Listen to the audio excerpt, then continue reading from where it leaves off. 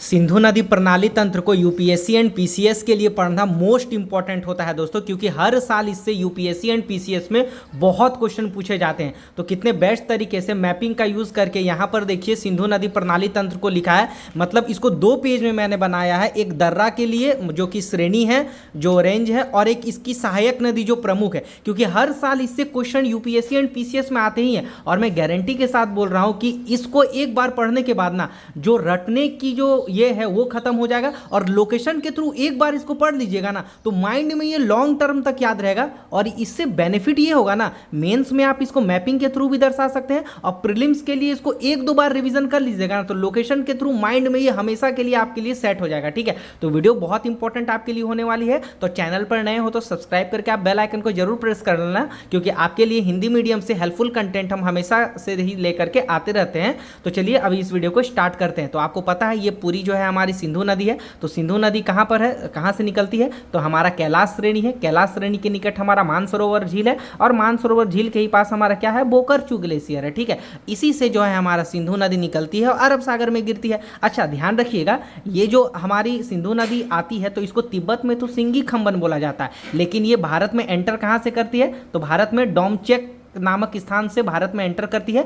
और एक सबसे इंपॉर्टेंट नदी, इसकी सहायक नदी, राइट साइड की सहायक नदी और लेफ्ट साइड की सहायक नदी, उसमें भी मोस्ट इंपॉर्टेंट ये जो 5 सहायक नदी है ना, और उसको मैंने अलग कलर से लिख दिया। अलग कलर से इसीलिए लिख दिया ना क्योंकि बहुत कंफ्यूजन होता है कि यार कौन सी नदी किस में मिल रही है, किस में सट रही है। तो इससे इस कलर के अनुसार आप उसको अलग कर भी पाइएगा और उससे आप मिला भी पाइएगा कि कौन सी नदी कहाँ से मिल रही है। ठीक है, तो राइट साइड की प्रमुख सहायक नदी, देखो इसको ग्लेशियर को भी मैंने लोकेशन के अनुसार दिया। पहले तो ग्लेशियर याद करो राइट साइड की सहायक नदी को याद करने के लिए, एक रीमो ग्लेशियर, एक सियाचिन ग्लेशियर, और यहाँ पर एक जो है हमारा हिस्पर ग्लेशियर। ठीक है, तो यहाँ हमारा रीमो ग्लेशियर से कौन सी नदी एक निकलती है, सियोक नदी निकलती है। ठीक है, जो कि मिलती है सिंधु से, और सियोक नदी के ही सामने हमारा लेह जो है सिटी बसा हुआ है। फिर यहाँ सियाचिन ग्लेशियर से हमारी नुब्रा नदी निकलती है, और यही नुब्रा नदी जो है हमारी सियोक नदी से जाकर के मिल जाती है, जो कि सियाचिन ग्लेशियर से निकलती है। फिर उसके बाद सिगार नदी हमारी निकलती है, हिस्पर ग्लेशियर से निकलती है,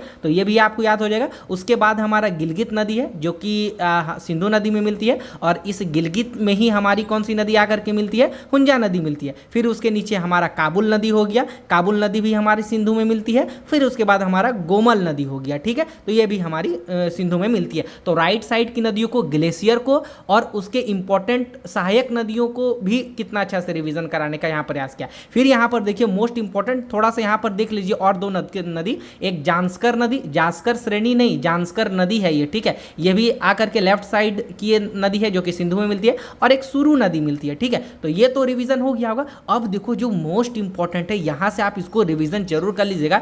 एक झेलम नदी को पढ़ लीजिए, और एक आप चिनाब नदी को पढ़ लीजिए, उसके बाद आप एक रावी नदी को, उसके बाद व्यास नदी, और एक आपका सतलज नदी। तो ये मोस्ट इंपॉर्टेंट होता है आपके लिए। ठीक है, तो यहाँ पर हम देखते हैं, पहले हम झेलम नदी को देखेंगे। तो झेलम नदी कहाँ से निकलती है, ये वेरीनाग से निकलती है। ठीक है, तो वेरीनाग से आती है और यहाँ पर ये वुलर झील का निर्माण करती है, और वुलर झील का निर्माण करते करते ये चिनाब से मिलती है। तो देखो चिनाब को भी कितना अच्छा लिख दिया है, और यही चिनाब जो है जास्कर श्रेणी के ग्लेशियर से निकलती है, जो कि हमारा चंद्रा नदी और भागा नदी, ये दो नदी होती है। यही हमारे चिनाब नदी जो है आगे जाकर के चलती है, और इसी में हमारा झेलम नदी आकर के मिलती है। ठीक है, और दोआब को भी बताएंगे कि कौन सा दोआब किसके पीछे, पहले नदी को देख लीजिए। अच्छा, उसके नीचे हमारा कौन सा नदी है, तो हमारा रावी नदी है। तो रावी नदी कहाँ से निकलती है, रोहतांग दर्रा ग्लेशियर से। याद रखना, रोहतांग दर्रा ग्लेशियर से दो भी निकलती है, एक रावी और एक व्यास भी निकलती है, तो ये आपको याद होना चाहिए। ठीक है, अच्छा उसके बाद आपको क्या करना है, ये रोहतांग दर्रा से जो हमारा ये नदी निकला,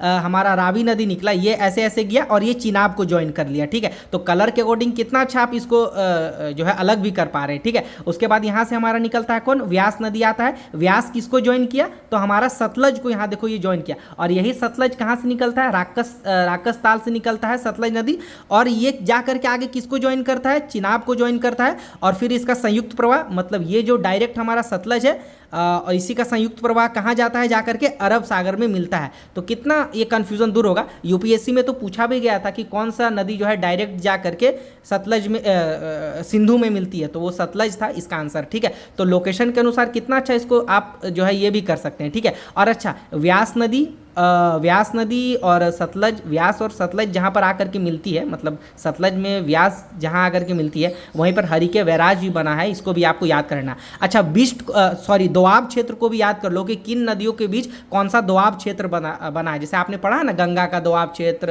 है ना, नर्मदा का, तो उसी प्रकार यहाँ भी बनता है। तो सिंधु नदी और यहाँ पर झेलम नदी के बीच हमारा सिंध सागर दोआब क्षेत्र बना है। फिर हमारा झेलम नदी और चिनाब नदी के बीच हमारा चांच दोआब क्षेत्र बना है। फिर यहाँ पर हमारा चिनाब नदी और रावी नदी के बीच रचना दोआब क्षेत्र बना है। फिर हमारा रावी नदी और हमारा सतलज नदी के बीच बारी दोआब क्षेत्र बना है। फिर यहाँ पर व्यास नदी और हमारा सतलज नदी के बीच विष्ट दोआब क्षेत्र बना है। तो कितने बेस्ट तरीके से इसको रिवीजन कर सकते हैं माइंड में, ताकि याद हो जाए। अच्छा, यहाँ पर चिनाब सबसे लंबी नदी है सहायक सिंधु की, ये भी आपको याद रखना है ना।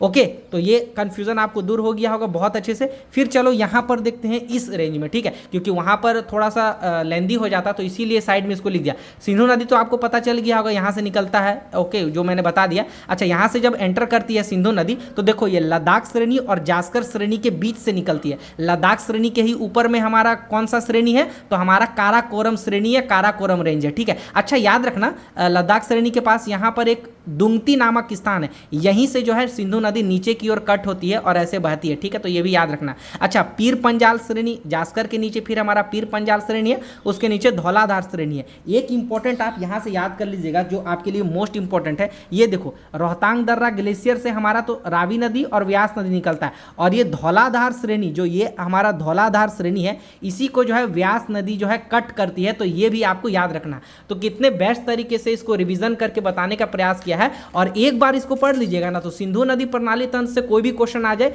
आपका छूटने का चांस बहुत कम है। तो वीडियो पसंद आई तो आप इसको लाइक एंड शेयर अपने दोस्तों में जरूर कीजिएगा। बाकी इसके पीडीएफ के लिए हमारे टेलीग्राम ग्रुप में जुड़ जाइएगा, वहां से भी आप इसको रिवीजन कर सकते हैं। कमेंट सेक्शन पे नंबर है, तो वहां पे मैसेज कर सकते हैं। बाकी इसको जल्दी रिवीजन कीजिए, और नेक्स्ट आपको किस टॉपिक पे वीडियो चाहिए वो भी हमें बता देना, ठीक है।